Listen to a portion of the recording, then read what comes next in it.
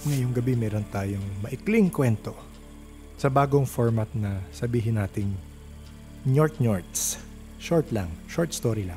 Galing sa isang aking kaibigan, si Kuya H, na nakakasama sa mga shoot. Meron siyang ilang kwento sa mga shoot na napuntahan niya. So, pakinggan natin. Okay. Kausap natin si H. May mga kwento siya na magaganda. Okay, sige. Ayun nga po, yung last shoot namin nila... Okay lang, huwag mo na pangalanan. Nila ma'am, doon sa Santa Rosa. Tapos may mga kasama po ako doon na mga co-driver ko din, mga service, sa mga... Tapos doon nga kami pinatira sa... Pinag-stay doon sa isang abandoned resort. Sa liblib na lugar siya. So parang papasok ka pa sa isang mga 300 meters, papasok puro kabilaan, puro mga puno, mga palay. Tapos nandun yung resort na solo. Talagang tapos malaking gate na talagang nung una excited kami dahil nga nasa resort kami, yung pala abandoned na pala siya, para siyang talagang ghost town na talaga na ano.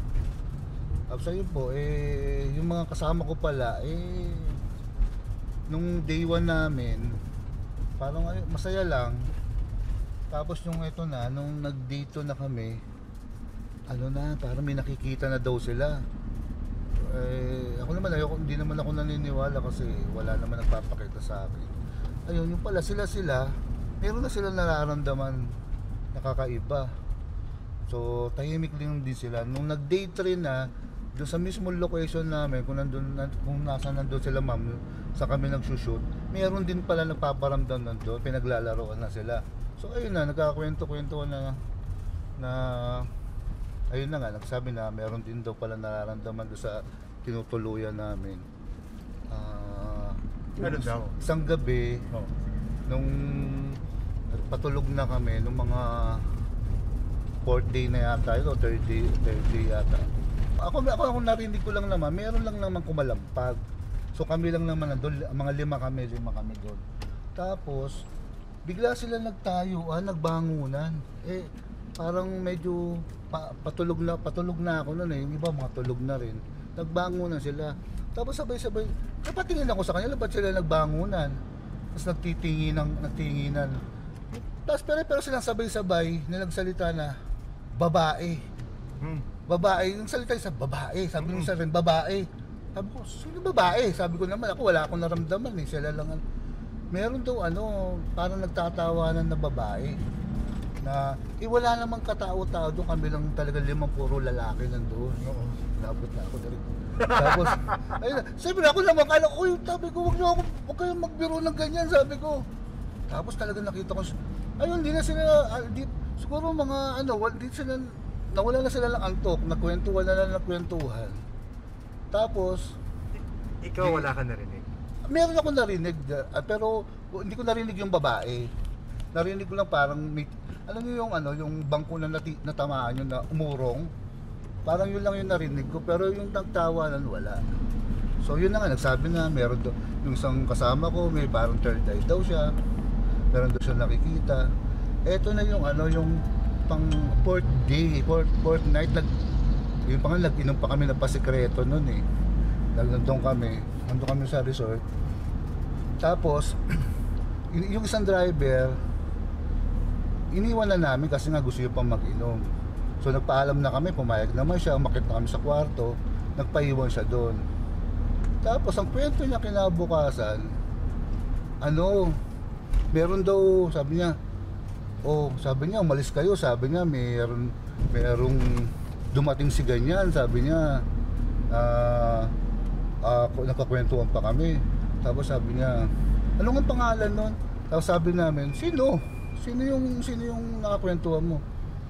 Ano mo yung pangalan Tapos sabi naman ng kasama ko, sinong kakainuman mo? Yung nag-akyatan na kami lahat sa kwarto.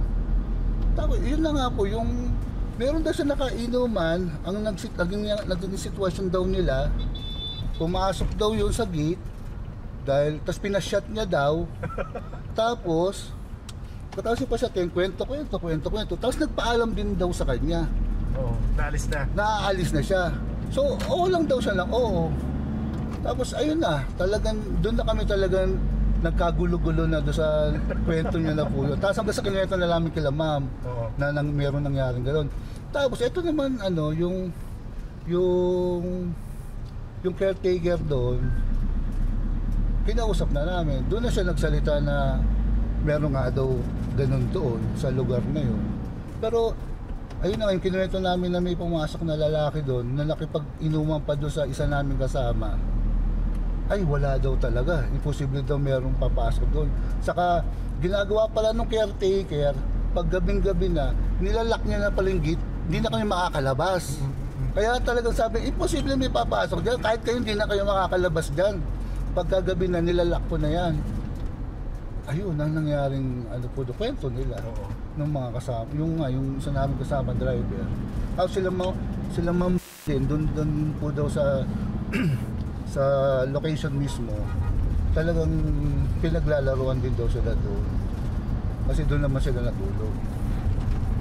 Ayun po, direct. Yun naging na-mention mo, sabi mo, meron pala ako naalala na kwento na na-experience mo. Oo nga po, yung kasi nabanggit ko si okay lang, si JM. Si JM na, kasi nung last shoot naman namin sa Tanay, akala ko nga, sabi ko, kaya ka na naman, nananakot ka na naman. Kasi sabi niya, kasi kuya, parang may kinuwento siya about sa kwintas niya na ganyan. Bibigyan daw siya ng kwintas ng kapatid niya yata o asawa ng kapatid niya. Yes, parang ganon. Sabi niya bibigyan ako kasi nga yun nga dahil nakakakita siya ng mga ganyan. So di kwentuhan kwintas kami. Talaga, sabi ko, totoo ba yun na na may visa para ganyan? Sabi niya, kuya, sabi niya ganon. Tapos maya direct, kasi galing kami doon sa yung balon. Doon kami, yun ang location namin sa Tanay.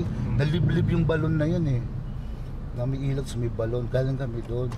So ako parang siguro naingayan sa akin dahil nag-andar-andar ako ng sasakyan doon. Yun lang tingin ko, kasi ang nangyari naman sa akin, yung kwintas ko naman pinaglaruan. Paano? Pinaglaruan. Talagang napaka-imposible, di ko alam kung paano ko i-explain. Nawala sa leeg ko. Sa leeg mo. Sabi ko, ano ba yung kinukwento ni luloko niya ba? Kasi nag-uusap kami about sa kwintas. May wala na akong kwintas. Sabi ko, pag gano'n ko, tumakbo, bumalik ako doon sa location kung saan ako baka doon possible na hulog. Doon sa madilim na. Pagbalik ko, wala talaga. Sabi ko, patay na ako nito sa asawa ko. Sabi ko, nawala ko yung kwintas ko. Tapos pagbalik ko ulit sa nung sa hotel na namin, pagka pa akong ganun, nakalaylay pala, direct nakalaylay na ganun dito. Tapos okay pa rin, sabi ko. Nakalaylay sa kanan kamay mo halos pababa. Dito, nakalaylay na, nakasangat sa loob ng damit ko pala. Di nakapa ako, ayun, sabi ko nandito. Ito mo nakaka-imposible. Di ba po yung lock na pag ginanon, pag natanggal yun, ang tendency, yung pendant ko, i-slide, mahuhulog. Hindi direct na nangyari. Di ba natanggal? Tapos dito yung hook niya, di ba, yung pinipisil-pisil. Yung bilog ng chain ko, pumasok doon. Di ba paano explanation mangyayari? Paano nangyari? Sabi ko, tingnan mo nangyari. Sabi ko, nakalas siya. Di ba pag nakalas, dapat mahuhulog yung cross. Yung hindi. Nandun siya sa hook. Na-shoot siya doon sa hook. Yung talagang sabi ko, ay naku, sino mag-explain nito? Paano nangyari yung ganun? Sabi ni ayan, sabi niya, napag ka na doon, napaglaruan ka na doon. Ayaw mo kasi maniwala. Yun na nga, yun pala yung nangyari sa akin talaga. Pero hindi ako nakakita. Pero yun nga, pinaglaruan lang ko. Parang gano'n na nangyari. Saka nakapaka-imposible na ganun talaga mangyayari kasi pag busa natanggal, mahuhulog na yung pendant. Pero hindi po yung pendant na may bilog, pumasok pa siya dun sa lock. Talagang yun po yung nangyari sa amin sa Tanay. So nabalik mo naman yung yung pendant. I mean, naayos mo naman yung necklace. Opo, o yung ito suot ko pa rin po. Ito ba ngayon, suot ko pa rin siya. Ewan ko lang kung bakit ganun ang ginawa. Oo, ang galing. Sa sunod, sana may marinig pa tayo mga kwento sa mga kasama namin. O kakat ko na muna. At dyan nagtatapos ang ating Njort-Njorts kasi talagang maiksi lang siya. So pangtawid gutom lang bago lumabas ang regular episodes. So actually, if meron kayong mga kwentong maiksi lang and gusto nyo i-share, pwede yan. Pwede natin gawin sa mga short stories portion natin. So let me know kung meron kayo. Email nyo lang sa paranormalsph@gmail.com.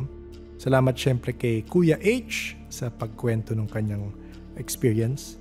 Kung meron din kayo, kaya nga nasabi ko, email nyo lang. See you by late December. Ingat.